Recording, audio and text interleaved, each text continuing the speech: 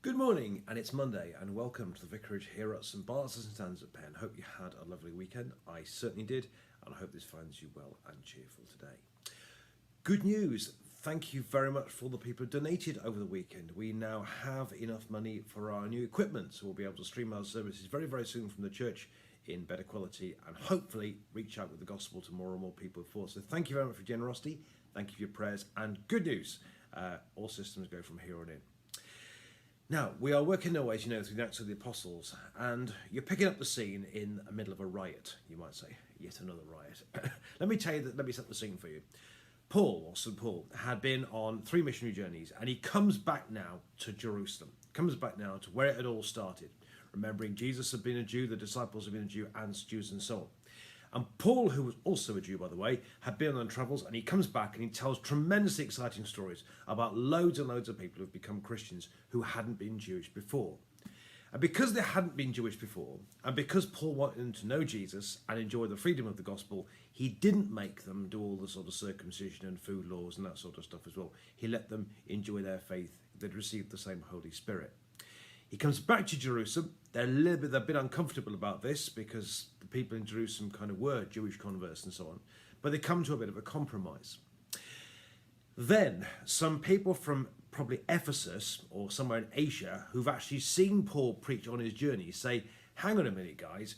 We've heard this man, Paul, in where we come from, and I'm telling you something, he's been stirring it up, he's been speaking against our nation, he's been undermining the nation, and so on.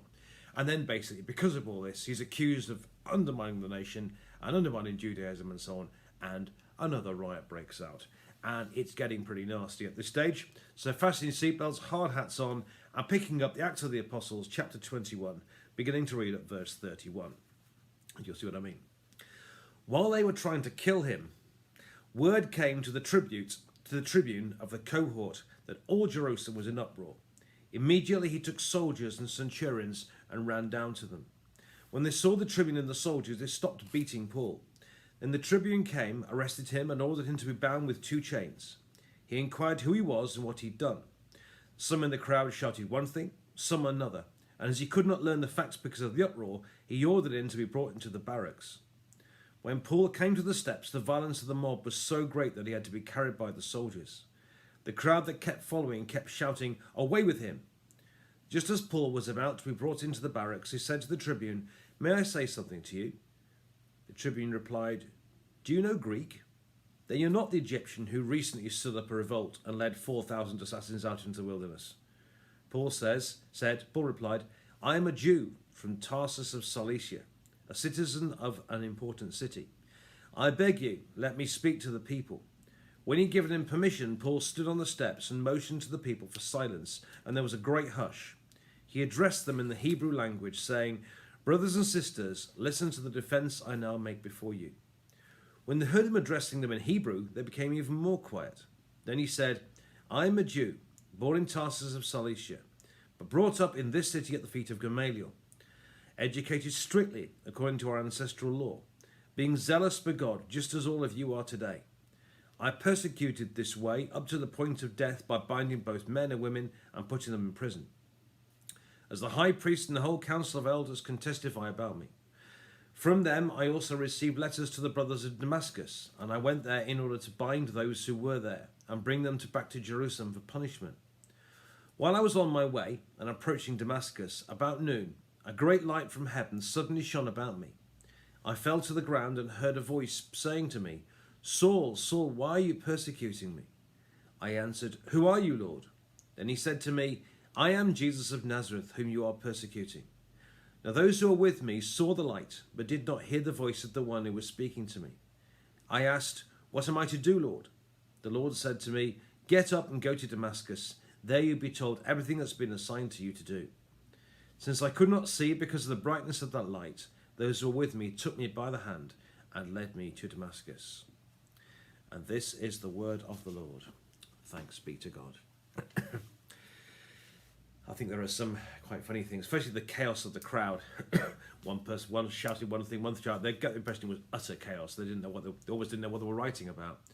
Secondly, they get brought before this tribune, kind of rescues him, sends in the snatch squad and gets him out. And then he talks to the Tribune, and the Tribune says, "Oh, so you're not the person that led 4,000 terrorists into the desert?" Imagine Paul saying, "No, not quite like that." So I think there's some lovely ironies in there. And then Paul's given permission to address the crowd. And this, I think, is really interesting, what he says. Bear in mind, he's talking to some high-feeling, strong Jewish nationalists who are, upset because they understand that he's been subverting the nation and so on. And Paul stands up, and the first thing he says is he gets some common ground with them. Firstly, he speaks in the Hebrew language, which is their language, the Jewish language, the language of the Old Testament. And then he says, "I'm a Jew, like you, religiously educated, just like you, strictly educated, like you. I came from a good place, a good city, just like you. I was educated here under a well-known person called Gamaliel. In other words, I am just like you." And I think it's important, really, that he gets common ground with the crowd. And I think, actually, as Christians today, if we're to have any credibility, if we are to reach out with the faith, then actually we need to have common ground with people, We're not better living a sort of different thing to everybody else. We live, we eat, breathe the same air, we walk on the same ground, and we live the same lives, if you like, as everybody else. And I think it's important that we never come across as being aloof or somehow, as if we're better. Actually, we need common ground. We need to understand that we are people with all the same stresses and strains of life everybody else has. We need to be in the world, if not of the world. That's the first thing. So he gets common ground with the crowd. Second thing he makes very clear is that his Jewish credentials are outstanding. He was not looking to subvert the nation at all. He's saying, I was like you. I was a good Jew, well educated. The last thing, I was absolutely dead keen to promote the nation. That's why I was persecuting the church, because I thought it was wrong, and I was persecuting it because I was a very, very strong Jew. So what he's saying very clearly is he did not come, to subvert the nation of Judaism. His credentials were outstanding. In other words, as I say, his credentials were good. He was not looking to subvert the nation.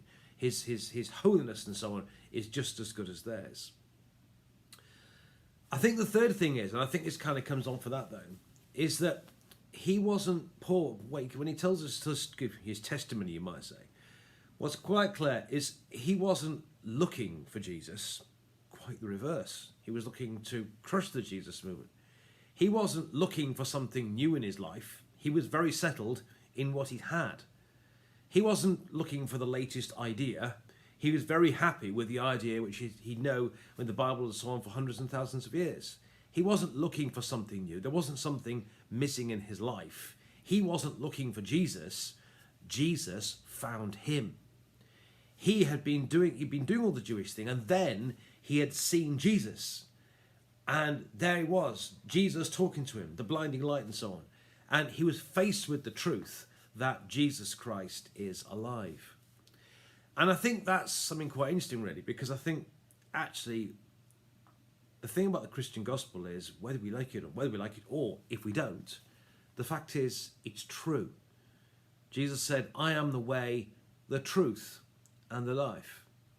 I knew a young woman once at, I think, Oxford or Cambridge, one or the other, and she was fanatically anti-Christian.